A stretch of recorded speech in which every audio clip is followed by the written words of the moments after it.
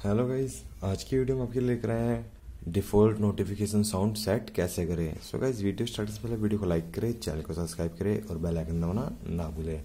So guys, video start करते हैं। तो गाइस, सबसे पहले आपको सेटिंग के ऑप्शन पे क्लिक करना है।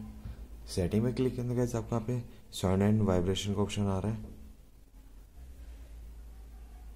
इस पर क्लिक करें। इस पर क्लिक करने के बाद आपको यहाँ पे नीचे आना है और डिफ़ॉल्ट नोटिफिकेशन साउंड पे क्लिक करें। इस पर क्लिक करने के बाद आपको देख सकते हैं यहाँ पे कई सारी आपकी डिफ़ॉल्ट नोटिफिकेशन साउंड आ जाती है। तो गैस हमारी अभी ड्रिप की रिंगटोन सेट है, तो अब ड्रॉप की कर देंगे। तो गैस यहाँ पे ड्रॉप की देख सकते हैं और यहाँ पे ओके कर दीजिए। तो गैस जब देख सकते हैं हमारी default notification sound drop ringtone set हो चुकी है। सो गाइस, वीडियो चल रही तो वीडियो लाइक करें, चैनल को सब्सक्राइब करें और बेल आइकन दबाना ना भूलें।